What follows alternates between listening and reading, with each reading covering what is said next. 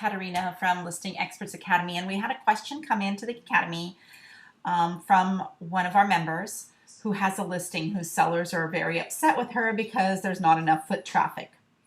So I wanted to address that in a really in a short video about that, because I know that that happens. Now, it doesn't happen to us very often. We have pretty good foot traffic in Florida. Our markets are, pretty, and some markets are going to be hotter than others. The first thing that we always want to look at, of course, is price. Do you have the listing priced properly? If your listing is priced well, it's going to sell by itself without hardly any marketing done to it if it's really competitively priced, almost in any market, But secondly, let's say there's something else wrong with the property or something, and or maybe the sellers are just being unreasonable. Sometimes the best thing to do is just get rid of the listing. That Nestor has said no so many times. Now, we're in a position where we can do that more often because we work with a higher end product. And so, we don't have to sell as many properties in order to make a living. So we can, but usually they give you more headaches than it's worth to take a listing that's going to be a really big problem. We just turned down 4 listings from our expired marketing letters. 4 sellers this month alone. We've already turned down 4 listings. But I wanted to share with you a couple other things. So let's say you've already done all your pre-MLS steps and all your post-MLS steps, and you still don't have a lot of traffic. Well, what you need to explain to the seller is that, and let me show you, like in Realbird, for instance, what I do is I make copies of these reports for the sellers. So here's a listing we have in Palm Beach Gardens. It's listed at $549,000, and it's been viewed 6,954 times. That it's been shown, that people have seen it, okay? So that's a lot of people. So what I do is I'll take a screenshot of this to show how many times it's been shown, and I'll create with Skitch. You can get Skitch, which is free. Evernote owns Skitch. So I'll just take Skitch and create a little document and, point my arrow right there and explain that to the sellers. So that's a lot of people coming to the website, right? Now, the thing is that I want to show them what the main thing you need to explain to people before you even take the listing, that because buyers are going online all the time to look at properties, they are not looking for houses to come and see. They are looking for homes to eliminate. They are trying to eliminate because they're busy and they want to only see the perfect matches. So they are doing all of their elimination process right online. So out of the 6,954 people, we've probably had, we on this listing, we have, I would say, around 12 showings a week. So we really had really good traffic. We've had a couple of offers that didn't go through.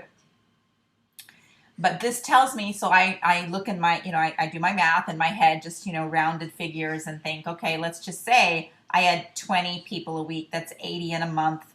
Let's say we've had the listing for 3 months. 8 times 3 is 240. So that means 650 people did not want to see the property. All right. 6,650 people did not want to see the property. This is what you want to explain to sellers, that this number is all the people that you're showing it to, but it's also the people who are eliminating your property from their search. And that's just the way it is today, and there's nothing we can do about it. All right. Now, all of our brand new listings, you'll see that they're all different. The one that's been there, here's another one that's more. This is at 625,000. It's active. But it's a nursery. It's a little bit different. It's a landscaping operation. So we're not going to have as much traffic. So we have 582 people. We probably have 2 people a week that want to see that. Then we have our St. Andrews subdivision that we're listing, right? All the new home constructions. And look at this one, 543 times. We're already putting 4 people into contract on these new constructions this week alone. So it's very exciting how and these are all these brand new ones. So some that you'll see, we just put it in only 125 times, because the other thing is you need to tell them it takes time for people to find it, for the SEO juice to work, and over time you get more and more views on your listings. All right. So I love this feature from Realbird that you can just come and take a screenshot. Here's one for 332 times of one of the villas that we're selling. All right. So That's one of the things that you want to do. The next thing that you want to do is you want to create seller calendars. And it's tough for me to go in that because I don't like everyone to see calendars. I don't have a specific one, but so let's just look up and I'll just kind of show you. If you set up a Google Calendar and then you share it with your sellers, every day you write down on there things that you're doing.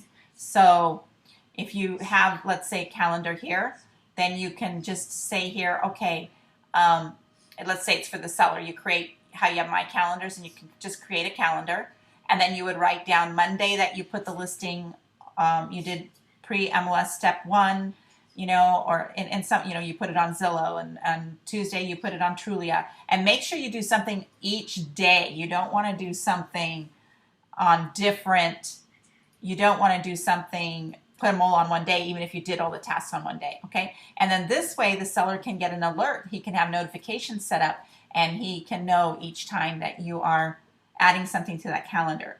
You want to keep those sellers engaged. Now, the next thing is you should do open houses. And I know a lot of people don't like to do open houses, but open houses work if you do them properly.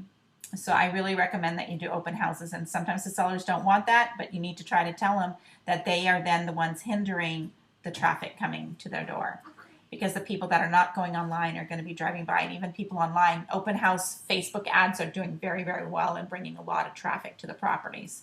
So that's something that you really want to do. You can go to all of your stats. You can go to Active Rain, the same thing, and see how many people have viewed the listing. So if you go to Active Rain, and it would be hard for me to find these lists. Oh, I should have gotten the address of those listings, darn it. But if I go to stats on Active Rain, I can kind of scroll down and see, like on my market reports, and let's see if I can find one. Okay, so here we go. Here's one of our listings, had 650 views, and it had 350 clicks to look at the web, look at the either the website or the listing itself, the listing page. That is a lot of traffic. That is huge. So I would take a screenshot of this, and then I would show that to the seller as well. So what I would do is I would start going around to all the stuff you've been doing online, all your pre and post MLS stuff, and gathering your ammunition to present to the seller of how the marketing's working. And if those numbers are really low, it's price. It's always, I'm going to tell you that right now. It's not, you're not doing anything wrong. The VA team's not doing anything wrong. If you're not getting any traffic, if people aren't looking at the listing, it's because the price is too high. All right. So you want to get these click-through rates and everything going. That's really good. I need to show that to the builder. That's awesome. So I'm glad I saw that. So you want to do that. And you want to show different places, you know, how many views. Maybe you can go into your website and get your analytics from there and things like that, and gather all that information up for them, okay? So that's it. Hope that helps.